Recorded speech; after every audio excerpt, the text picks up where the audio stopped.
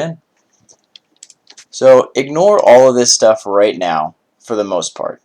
There's this function right here, equals forecast. That is all that matters right now.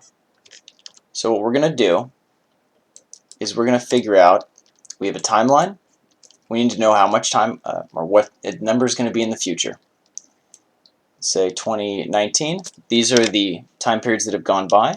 This year hasn't closed yet, so this will be a forecast. And these are all real numbers.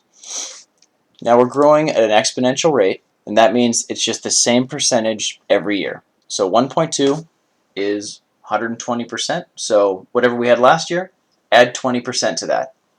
And it just continues to stack and it grows exponentially. It's similar to how bacteria grows, or I guess interest can compound, that kind of thing. So what you'll do is, right here, we've got our past data, and here we use this thing called the forecast function, obviously, but we used exponential triple smoothing. It's just forecast.ets. So don't worry about what exponential triple smoothing is. The quick and dirty breakdown is it's basically a moving average that's called something fancy, and it looks at three things: a trend, it looks at seasonality, and we'll get into that in a second, and it gives more weight to the recent data. So whatever happened last month would be valued more than what happened, 36 months ago, that kind of thing, which makes sense. History tends to, trends happen, and that ties in with this one. Seasonality is, let's say you have a calendar year, and every March it's slow. You just factor that in. It's fairly easy. And I'll show you how to do that in just a second. Right now we're not going to worry about that. It's also super easy to do. So we have our data that actually happened right here. And all we're going to do right here is forecast exponential triple smoothing. So we go equals forecast. We just hit this top one, ETS. And what we want to predict, this one,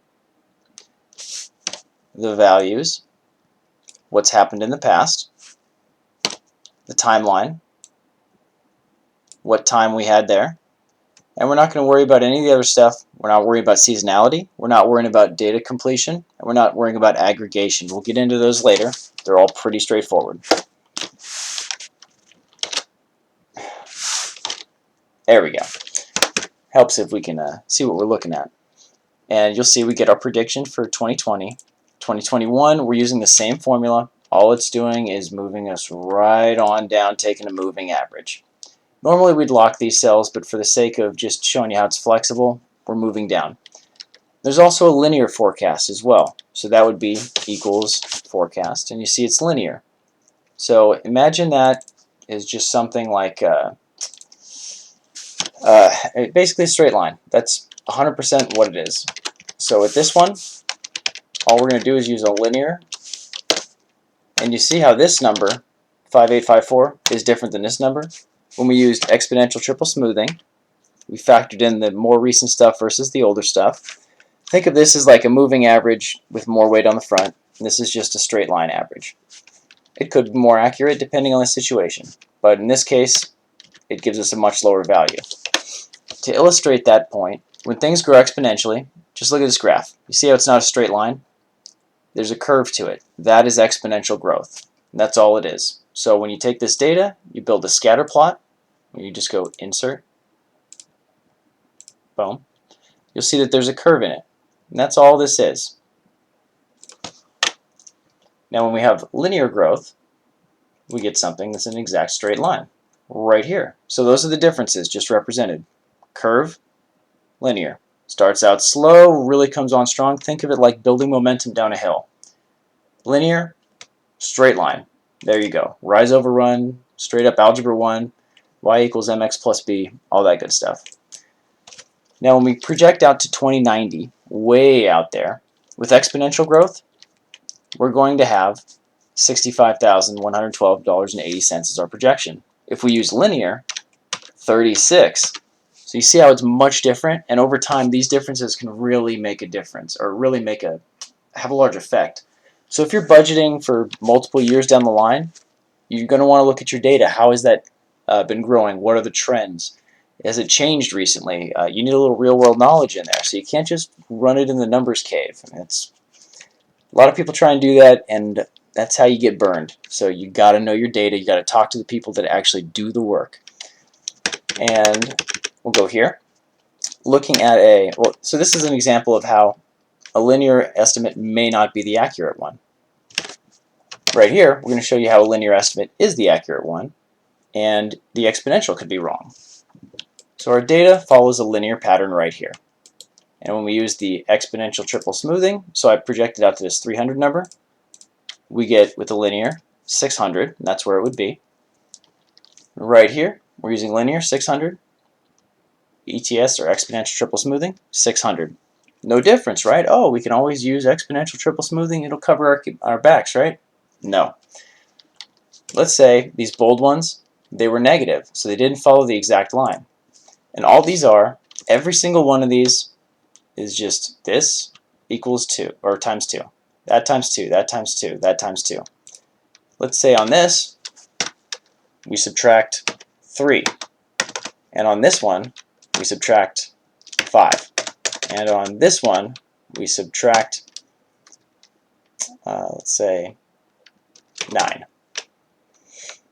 We've got ourselves quite a difference here. So these 3 outliers, you see how they've changed this. It's over 10% difference. I mean, that could be huge, especially when we're dealing with numbers like a 300 being much larger than a 16. So if we get rid of this one, let that go there, you'll see that again, there's just a couple of outliers will really throw off an exponential if there's no seasonality in it. That's why sometimes you have to just say, I'm throwing the outliers out, I'm going with the linear estimate. But again, that's back to knowing your data, and you will know it best because you're the professional at it. And here's another example. So when we do linear forecast, we get these different functions. We went over the exponential triple smoothing one. We'll do that a little more in depth right here. Seasonality, we'll talk about that. I'll explain exactly what it is. Confidence interval, same thing. And the stat. So the stat one is kind of beyond the scope of a lot of stuff we're doing here. But anyway, jumping right on. So we're not going to go over that in depth. So this one, linear forecast, exactly what we just went over, equals forecast. And then you click the linear, equals forecast. You can go there. You can click that. We want to project this number.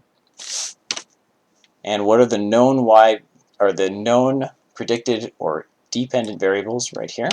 Known x's or independents right there. Close it up, enter. Voila, you got yourself 2012's linear forecast. Easy. Then exponential triple smoothing, it's the same thing. We just went over that one a few times, but I'm just going to tell you about the smoothing and let me see, yes, how it works in Excel. So equals forecast ETS. The target date we want, again, 2012. The values, this is the same as linear. The values we already know, and the timeline, same thing, nothing changed. Now we have this one, seasonality. Seasonality is just what's the data change like? What's the pattern in the data? And here I've highlighted in green and red the pattern. So we have 3 increasing years, 1 decreasing, 3 increasing, 1 decreasing, 3 increasing, 1 would decrease again. So on this, we're going to say 4, because every 1, 2, 3, 4 pattern, 1, 2, 3, 4 pattern, 1, 2, 3, 4 pattern. Just enter a 4. Data completion. If there's anything missing, let's say that green 20 right here in 2012 was deleted, you can have data completion either if you hit 0, it's going to treat that as any blanks as a 0 or any error terms. So you'll get skewed outcomes. Now that may be what you want, but in this case it wouldn't be. And if you do 1, Excel is basically going to automatically calculate what it would say the average is between those numbers. And that's the default anyway. So we really don't have to put anything there. You can just not worry about it. And then aggregation. Let's say there were two 2002s. There was a 20 and there was a 19. You can tell Excel what you want to do. So it can either average those numbers, if there's multiple data points for the same thing, because it only takes 1 in the forecast. How do you want it to treat duplicates? You can have it average them, it can count them, It can count non-blanks, take the highest number, take the middle number, the lowest number, add them together, however you want. Default is just to, yeah, it takes care of it, which is awesome. And then you go there, boom. So we get 29.14, and you'll see that they're different. The linear one, 29.7. The exponentially triple smoothed, 29.1. And over time, that will grow as a different one, but you'll see that here with the trend lines, it's a little bit different there. And then this function, forecast confidence interval, all we're doing is calculating a confidence interval. Same good old thing. Target date right there. Values right there. And these are all built the exact same way. This is just if you want to know how wide your confidence interval is going to be. Right here it defaults to 2 standard deviations, which is 95%. Perfect. So you can just do that. You can change it to 99 if you want, but no one's going to question you on 95%. At least they shouldn't. Seasonality, again, that was 4. And then we will go to, excuse me, we'll leave these as default. So we'll do the automatic completion using linear interpolation. And we'll have Excel choose its default there. There's our confidence interval. And I really wish I had not. Yeah, it's all good. Well, you get the idea. And then stat right here equals forecast stat. So if you want a statistic for the forecast, for example, if you wanted to, we'll just go through and assume we did all of this data. You can get a bunch of different stuff here. You can get the alpha, beta, gamma, maze, SMAE, all this stuff. To be honest, I don't know what all these are, and they're useful if you're doing hardcore statistical analysis, but that ain't most people, and if you are doing that, you're definitely beyond the scope of this video. So there is that. The last thing I'm going to show you is the forecast sheet. This thing rocks. So you'll go right here, Data tab, Forecast sheet, after you highlight your data, right there. So we highlight this, Data, Forecast sheet, and what do you know? It builds a graph for you, gives you, first let's look at the options here. We start in 2011, sure. So that's where we start forecasting in the future. So this is all the data we have, all the data we don't have, and we're projecting. And we're going to have it end in 2020. Okay, great. Then we'll have, you know what, no, we'll go 2015. There we go.